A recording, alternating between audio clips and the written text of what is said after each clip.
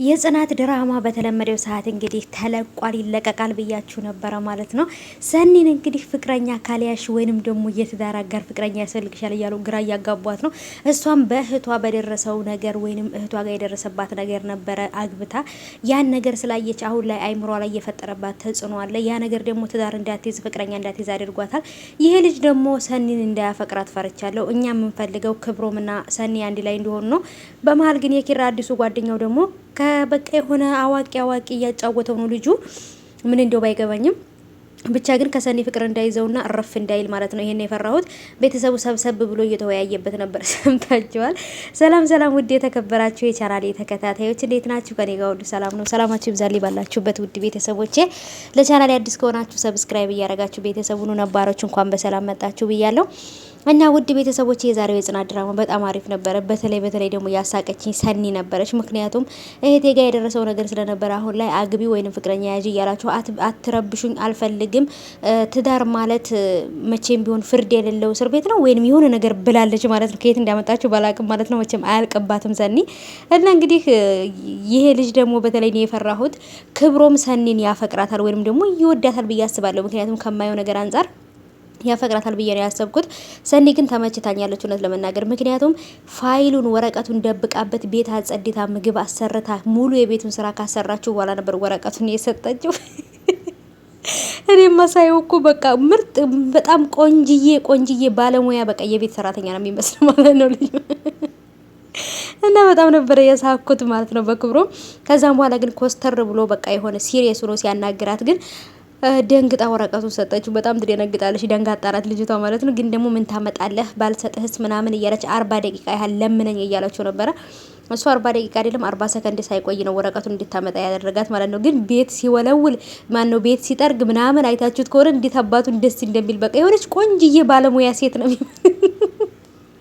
እና ወረቀቱን አምጪ ሲላት እምቢ ስትለው አሁን ወንድ እንዳልሆንብሽ ነው ያላት ማለት ነው። አሁን እዚህም በሴት ነበርክ እንዴ እስካሁን አለችና አሁን እንደ ሴት ነበር ቤት ሲያጸዳ መስል የነበረውና ይሄ ነገሩ በጣም አሪፍ ነው።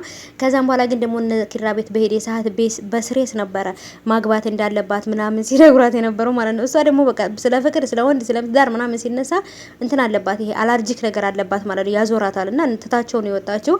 የኪራ አዲሱ ጓደኛ ደግሞ የሆነ ነገር ያሰበ ይመስለኛል። ምን እንደሆነ ባላቅም ብቻ ግን እነ ኪራ ቤት ነበር ያደረው።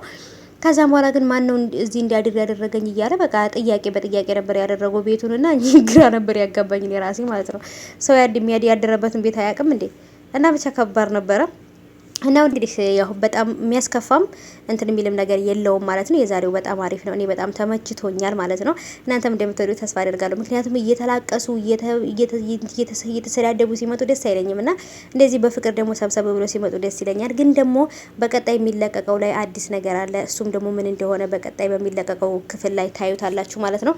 ትንሽ አወዛጋቢ ነገር ይፈጠራል በቀጣይ በሚለቀቀው ላይ የሆነ አዲስ ነገር አለ እና እንግዲህ አሁን ላይ የጽናት ቤተሰቦችና የኪራ ቤተሰብ እንግዲህ ተስማምቶ ጽናትና ኪራን እንዲጋቡ ፈቅደውላቸዋል። ሊጋቡ በነበረበት ሰዓት ነበር እንግዲህ የኪራ እናት የሞተችው እና የጽናት አባት እንግዲህ ወደ ክፍለ ሀገር ሊጠሯቸው ነው ያለው ነገር። በቃ ከዚህ በኋላ እነሱም ፈቅደውላቸዋል። ኦሬዲ መጋባት ብቻ ነበር የቀራቸው። ሰርጉ ሁሉ ነገር ተዘጋጅቶ ነበር እንግዲህ እናቱ ያረፈችውና በዚህ ምክንያትም እንግዲህ እሱም አባትየው እሱ ጋር እንዲሄዱና ሰርግ ምናምን እንዲደረግ እየጠየቁ ነው የጽናት አባት።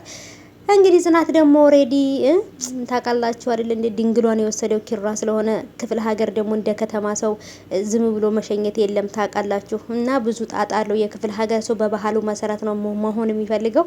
ብቻ ግን ከዚህ በኋላ የሚገጥማቸው ነገር ከባድ ነው ብዬ አስባለሁ። ናሆሜ ምሩ ብዙ ጊዜ ስለሞት ስለምናምን ስለምታወራው በጣም ተስፋ ቆርጧል። አሁን ላይ በቃ ምን ልበላችሁ በቃ ሁሉ ነገር ስልችት ብሎት ምርር ብሎታል። አሁን ላይ ኬር ማነው ናሆሜ ማለት ነው። ምክንያቱም እዚህ ጋር ቤተሰቦቹ ልጅ ካልወለድክ ይሉታል። ምሩ ደግሞ እኔ መሞቴን ወይም ደግሞ የልብ ህመምተኛ መሆኔን አምነህ መቀበል አለብህ እያለች እያስጨነቀችው ነው። ብቻ ምን ሊፈጠር እንደሚችል አላውቅም። በቀጣይ በጣም ከባድ ነው።